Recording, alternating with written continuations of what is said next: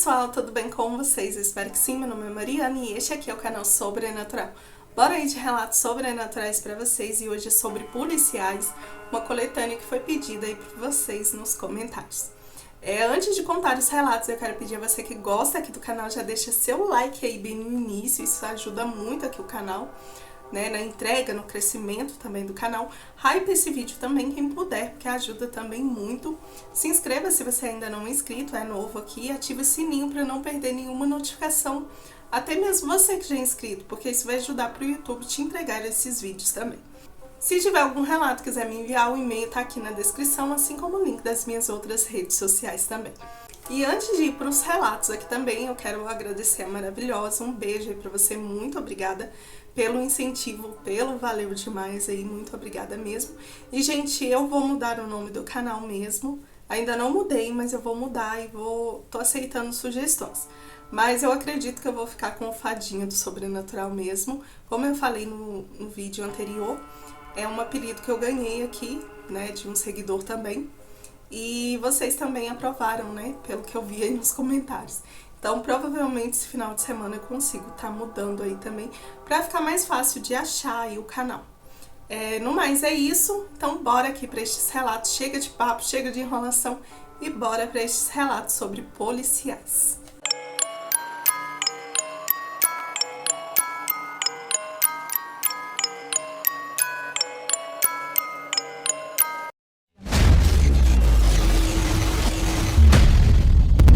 Sobrenatural. E o primeiro relato é este aqui. O menino do galpão. Relato de um policial. Oi Mariana, meu nome é Rogério e você pode estar falando. Eu trabalhei por quase 10 anos como policial militar numa cidade do interior de São Paulo. Hoje eu estou aposentado por causa de um acidente que quase me deixou acamado. Essa é uma cidade bem tranquila, daquelas que todo mundo se conhece e o máximo que acontecia era uma briga de bar no fim de semana. Mas com o tempo eu aprendi que nem tudo que parece calmo realmente é. Sempre fui um cara muito cético, não acreditava nessas coisas de espírito, assombração, nada disso. Mas depois de um tempo na corporação, eu comecei a ver e ouvir coisas que me fizeram repensar tudo o que eu acreditava. E hoje eu quero te contar uma delas.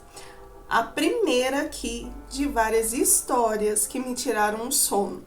Aos poucos e com o tempo eu vou te enviando o restante. Tudo começou quando recebemos um segurança que fazia guarda de um galpão. E ele e o colega diziam que tinha uma criança por volta das 11 horas da noite. Segundo eles, era um menino que deveria ter uns 7 ou 8 anos de camiseta branca. Ele falava que ele parecia brincar, pulando e correndo de um lado para o outro, até que parava no meio do pátio completamente imóvel, como se a câmera estivesse congelada. Eles pediram para verificar e a central mandou nós irmos até lá. Eu e o meu parceiro, o Cabo Oliveira, fomos destacados para esta ronda. Chegando lá, o segurança noturno do prédio ao lado, um senhor chamado Seu Djalma, se ofereceu para nos acompanhar. A gente entrou com as lanternas em mãos e começamos a vistoriar todo o terreno. Mas não tinha nada, nenhum barulho, nenhuma pegada, nenhum sinal ali de criança. Mas o mais estranho foi quando o Márcio, o segurança que ficava ali nas câmeras daqueles prédios, voltou a chamar pelo rádio, dizendo: vocês não estão vendo o menino? Eles estão na frente de vocês. Ele está bem na frente aí de vocês. A gente se entreolhou sem entender nada, porque a gente não estava vendo. E ele continuava insistindo, nervoso. Ele tá parado olhando para vocês. Vocês passaram por ele agora. Só que a gente não via nada, absolutamente nada. O Márcio, ele chegou a gritar no rádio pedindo pra gente sair de lá. Ele dizia que o menino tinha virado a cabeça devagar, olhando diretamente para a câmera, e o rosto dele estava escuro e distorcido. E na mesma hora o monitor dele apagou por completo. A gente correu para lá e ele mostrou as imagens que tinha ficado salva. E Mariana, até hoje eu não sei explicar o que eu vi ali. Na gravação aparecia claramente o menino, parado entre eu e o Oliveira e seu Djalma. A gente passava por ele quase encostando e ele simplesmente, não estava mais lá pra gente. A gente não o via. Depois daquele dia, ninguém mais quis atender nenhuma ocorrência naquele endereço. Mas é claro, quando éramos chamados, tínhamos que ir e sempre era a mesma história ali do garoto. Alguns moradores também diziam que viam luzes alaranjadas subindo do galpão à noite, como se fossem pequenas bolas de fogo. Outros juravam ouvir risadas de crianças e até ver o tal menino por ali. O lugar acabou sendo interditado e meses depois foi demolido. Mas eu nunca esqueci aquelas imagens da câmera. Ele tão perto da gente e a gente não conseguia ver. Desde então aprendi que o pior tipo de chamado é aquele que a gente não consegue explicar. Obrigada, Mariana, por me deixar contar isso aqui. Espero que você tenha gostado e em breve mandarei mais algumas histórias, até pior do que estas. Bem pior. Termina aqui o relato. Um beijo aí pra você. Muito obrigada. Então, assim, nas câmeras, o garotinho aparecia. Mas quando eles estavam lá embaixo, né, olhando o terreno, o garoto estava, do lado dele. O moço, o segurança que estava nas câmeras, via o garoto do lado deles, passando por eles. E eles mesmo não conseguiam ver ali o garotinho, né?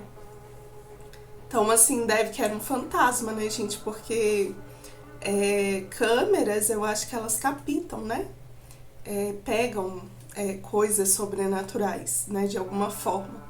E aí, este garoto, ele parece que ele talvez percebeu, né, esse fantasma que estava sendo vigiado e olhou diretamente ali para a câmera e acabou ocasionando esse medo nesse segurança que mandou eles saírem de lá. E o mais estranho é eles conseguirem também ver, né, nas imagens, ficar salvo nas imagens. Mas bem interessante. Bora aqui pro próximo relato, que é este aqui. Fantasma na viatura. Oi, Mariana, tudo bem? Primeiro quero dizer que eu gosto muito do seu canal e adoro ouvir quando estudo ou arrumo casa. Meu é policial militar. Meu pai, será? Tá, meu é policial militar e um dia me contou essa história após conhecer o seu canal, eu resolvi compartilhar aqui. Meu pai, gente, meu pai era policial militar. É porque lá em cima só tá meu é. Então, meu pai trabalhou por muitos anos na polícia militar. Desde que eu era pequena, ele me contava histórias da rotina na rua, das ocorrências mais pesadas, mas uma em especial sempre me marcou. Era sobre uma noite em que ele nunca esqueceu, a primeira ronda noturna dele. Ele me contou que naquela época ainda era novato e que foi com um amigo, né, já veterano, chamado Antônio. O Antônio tinha mais de 15 anos de serviço e era muito respeitado ali na corporação. Segundo meu pai, ele era muito calmo, firme e sempre falava com carinho de um antigo comandante que ele tinha, o Bravo, que era um apelido que deram a ele. Que ele tinha morrido em serviço protegendo a sua equipe durante um confronto com bandidos. O velório dele tinha sido muito triste e todo mundo da corporação sentiu ali a perda.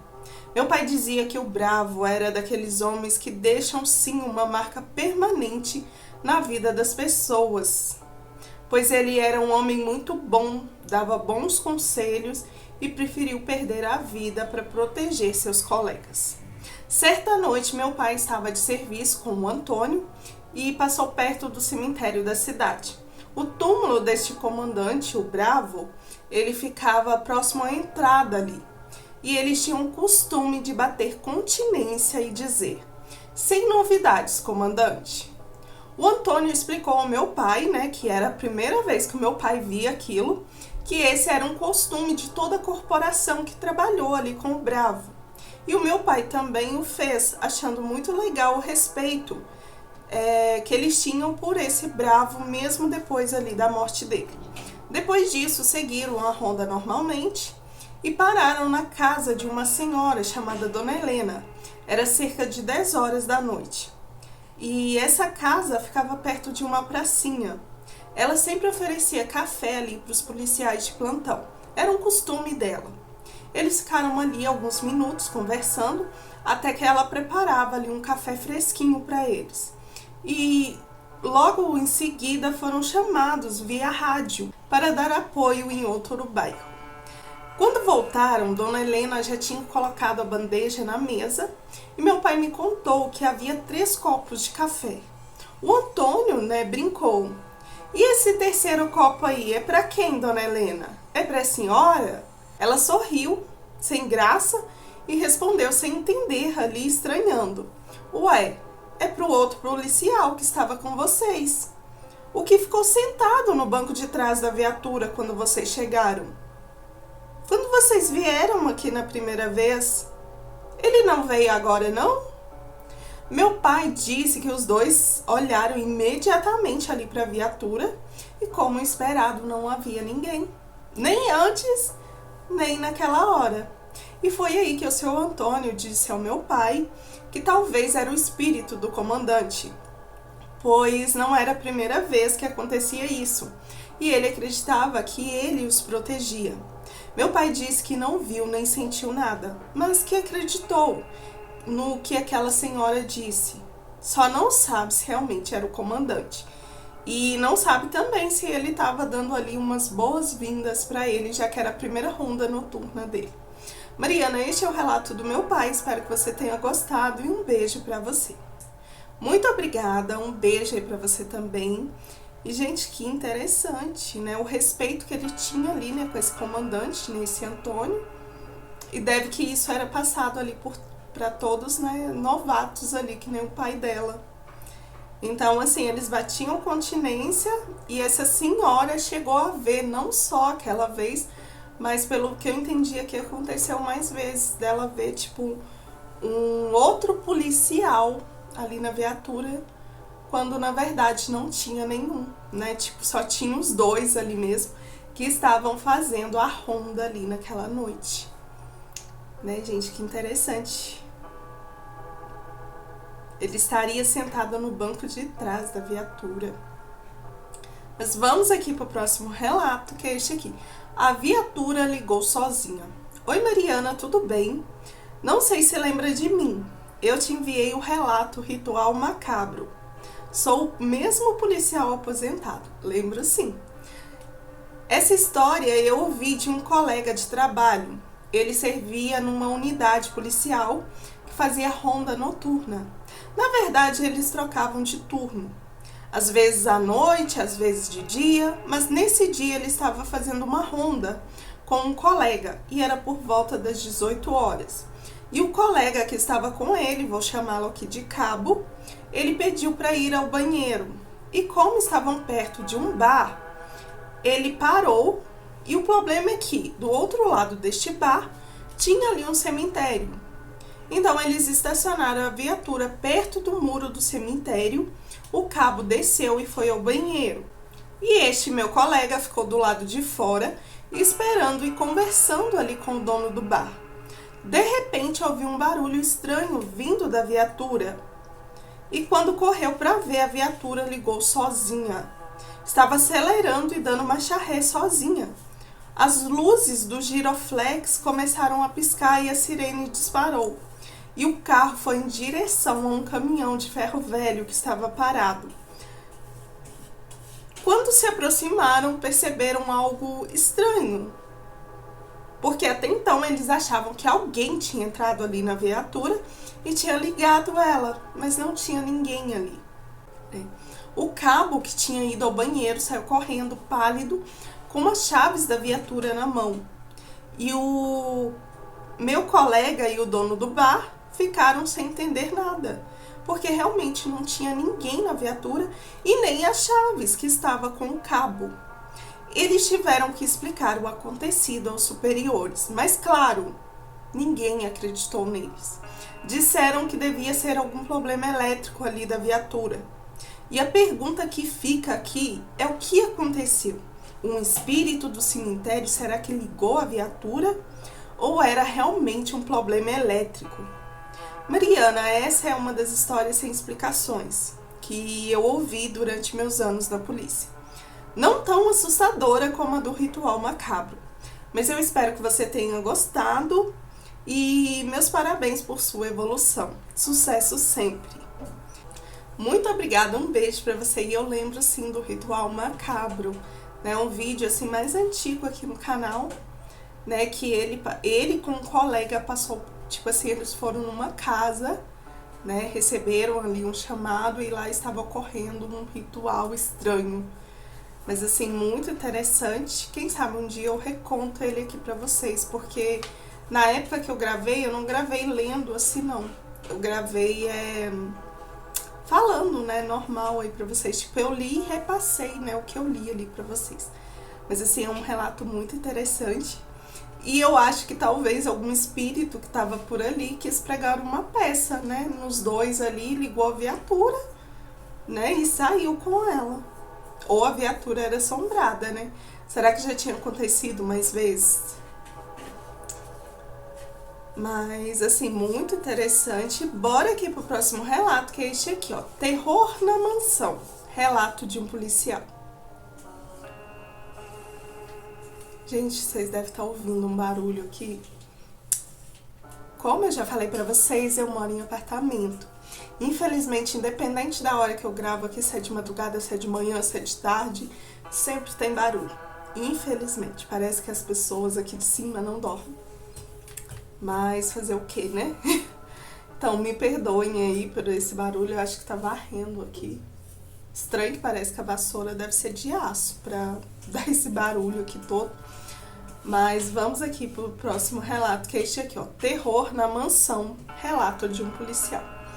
Olá, meu nome é Arthur e por muitos anos eu trabalhei como policial. Sou de Vitória, Espírito Santo, mas me mudei para Belo Horizonte atrás de melhorias e oportunidades. Há alguns anos eu passei a trabalhar na Polícia Civil e na maior parte do tempo a gente atuava como escoltas e apoio em investigações também. O que eu vou contar aqui aconteceu comigo e com alguns colegas em 2014. Na época, fomos designados para fazer a segurança de uma mansão que estava sendo investigada ali pela polícia. O dono era suspeito de envolvimento com drogas e outros crimes. E a polícia também tinha informações que o local também podia estar ligado a casos de tortura. A mansão ficava bem afastada na zona rural, cercada por terrenos abandonados. Por isso era tão fácil de fazer as coisas lá sem ninguém desconfiar. Era também muito fácil se perder ali se você não conhecesse o local. Estávamos eu e mais 3 colegas passando horas de plantão, entre conversas, piadas, tudo para poder distrair e a hora passar mais rápido, mas mantendo ali a atenção total a qualquer sinal de perigo. Era mais ou menos umas 23 horas quando começamos a ouvir barulhos de motor. Pareciam caminhões se aproximando. Imediatamente nos posicionamos, tentando ouvir melhor e descobrir quem era.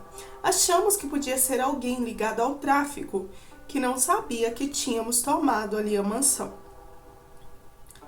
E talvez eles voltou também para pegar alguma coisa e até mesmo nos atacar.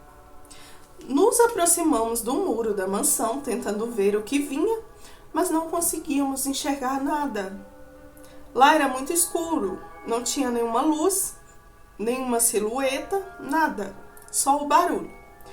Cada um ficou no seu canto, no mais absoluto silêncio, preparados para agir se necessário. Lá fora só se ouviram vozes e barulhos. Os minutos passaram e nada aconteceu. Um dos meus colegas se arriscou a espiar, mas não viu ninguém. Então acendemos nossas lanternas para investigar melhor. E para nossa surpresa, não havia sinal de nenhum caminhão, nem de pessoas ali. Nenhuma marca de pneu no chão, nada que confirmasse os sons que tínhamos ouvido. Decidimos então entrar na mansão para poder verificar se havia algum vestígio do que parecia ter acontecido, tipo alguém entrou ali e não percebemos. Mas também não encontramos nada. Tudo estava silencioso de novo. Conversamos sobre o que tinham ouvido e todos confirmaram que lembravam dos mesmos sons, mas não havíamos como comprovar nada no relatório oficial. A sensação que tivemos era de que, de alguma forma, havíamos ouvido ou sentido algo que não estava ali. Algo que até hoje me deixa intrigado e um pouco apreensivo. Pedimos até para olhar nas câmeras, mas não tinha nada ali nas imagens. Só mostrávamos nós agitados olhando ao redor ali. Mariana, como eu disse, até hoje sou intrigado com isso. Nós 4 ouvimos os barulhos de caminhão, escutamos vozes, mas não tinha nada ali. Foi muito estranho. E eu acho que foi algo sobrenatural, sim. Termina aqui o relato dele. Um beijo aí pra você. Muito obrigada.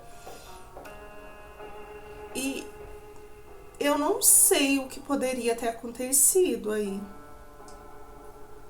Pra falar a verdade, eu não sei. Eu também fiquei intrigada.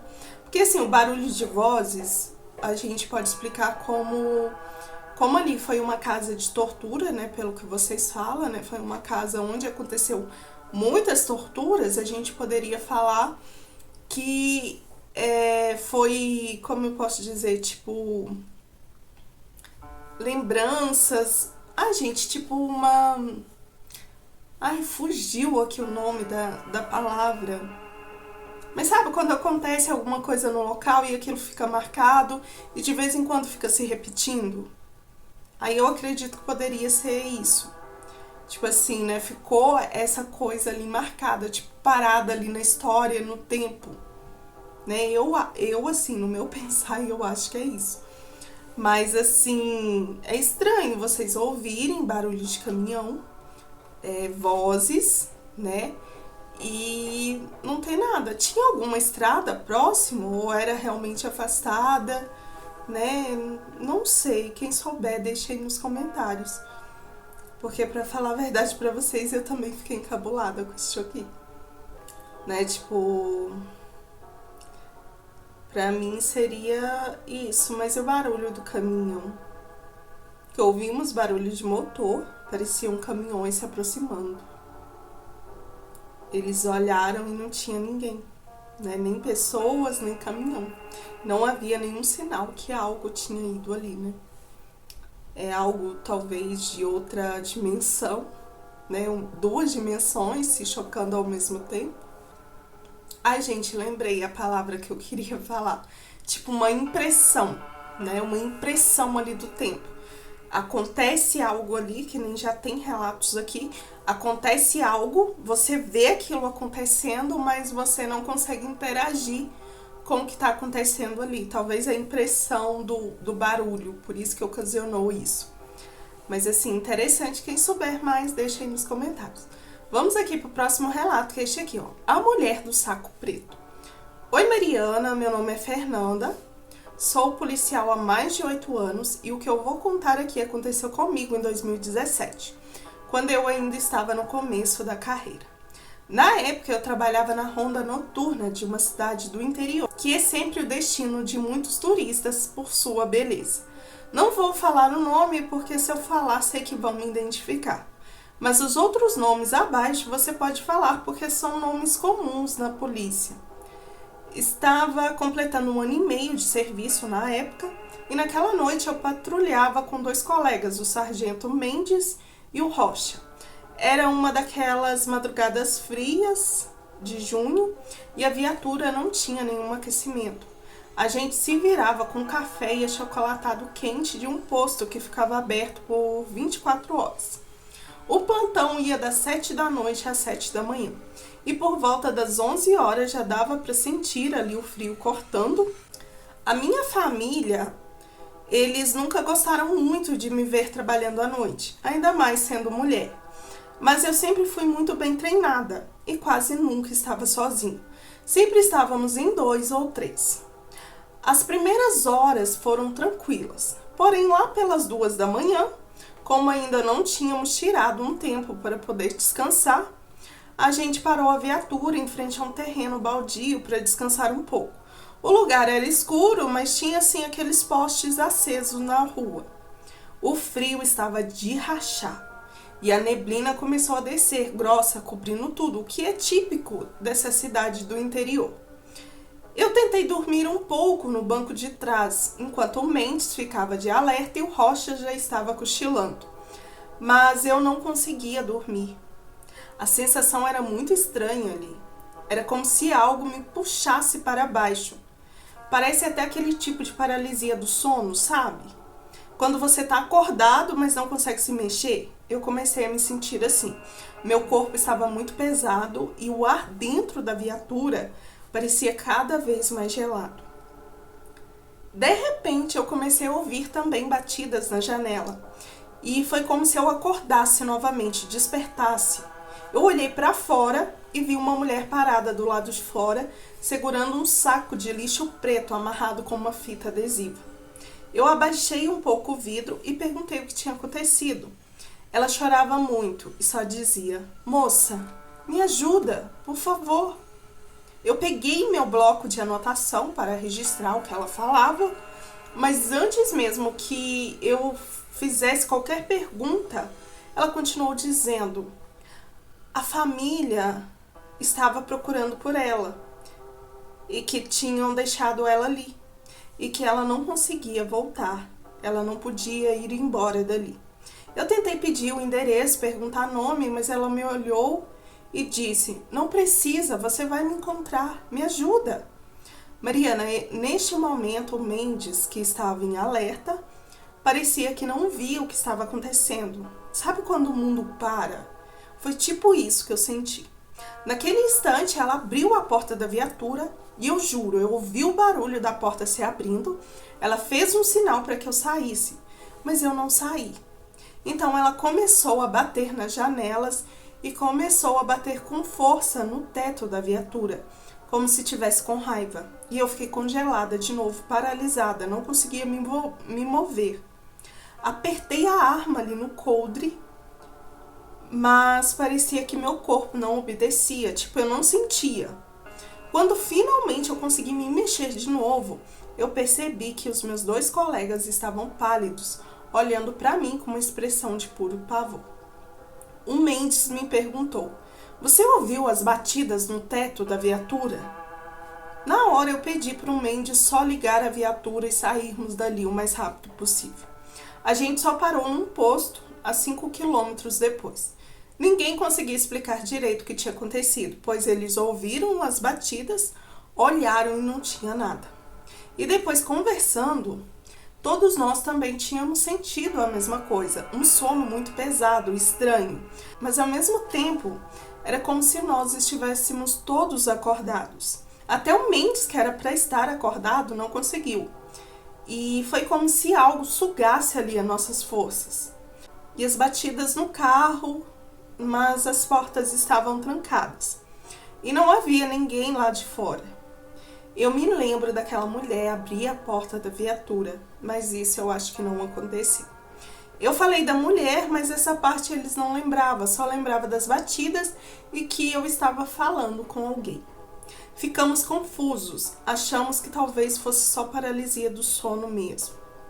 Nos dias seguintes eu tentei não pensar muito nisso, mas à noite eu comecei a sonhar com aquela mulher. Ela parecia do mesmo jeito, com um saco preto nas mãos e pedindo ajuda. Eu contei até para uma amiga que entende dessas coisas espirituais. Ela me aconselhou a acender uma vela no local onde eu a vi, para ajudar a alma dela a descansar, pois segundo ela seria um espírito. No começo eu resisti, pois eu morria de medo de voltar lá sozinha. Mas depois de alguns dias, sonhando com ela, eu resolvi ir. Deixei a vela acesa no terreno, rezei um Pai Nosso e fui embora. E já no serviço, eu conversando com um colega, ele me contou que aquele terreno baldio tinha uma história muito triste, de um corpo de uma mulher que foi encontrado despedaçado dentro de um saco preto envolvido com fita adesiva.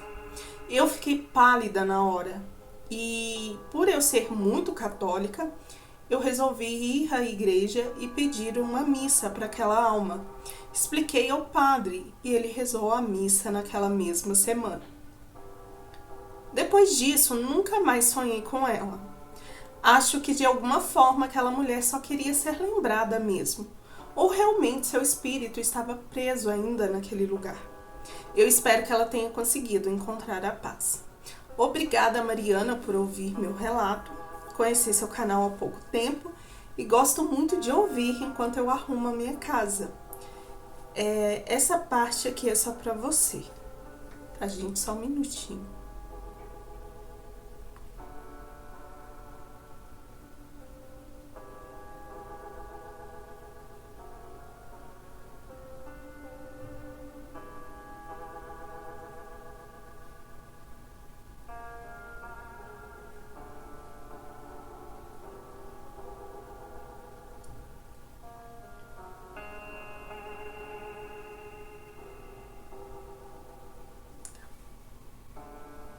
Obrigada, tá? Um beijo pra você, muito obrigada.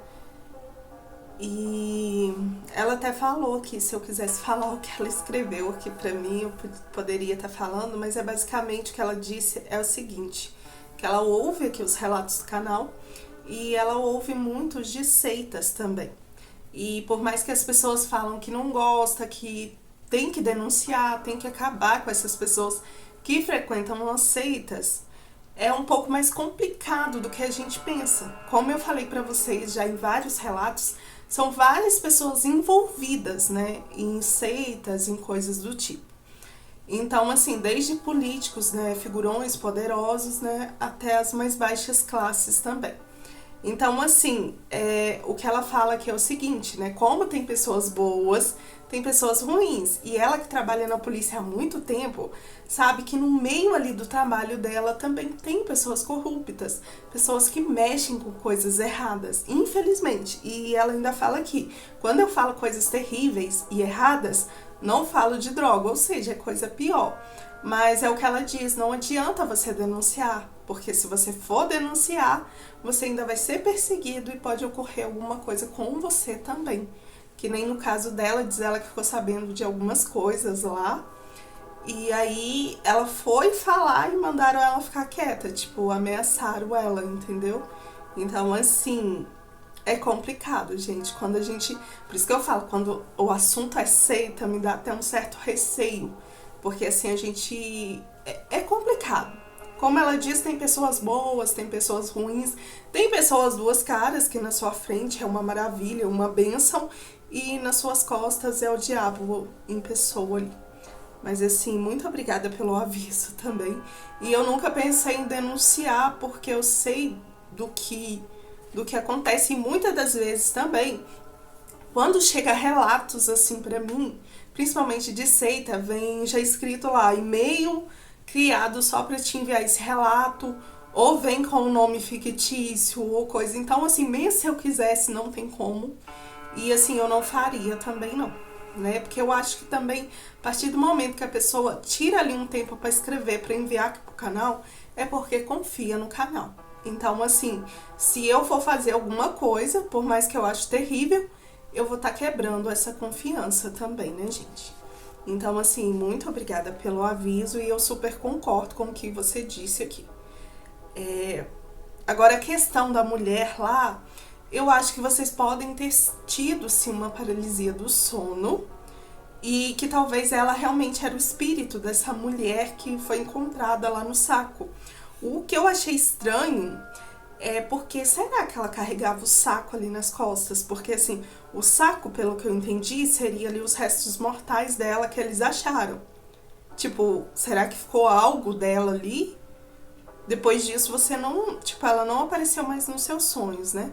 Então, será que a vela que você acendeu e a missa que você pediu resolveu ali o problema? Ela conseguiu seguir? Ou ela ainda tá presa por algum motivo lá naquele local?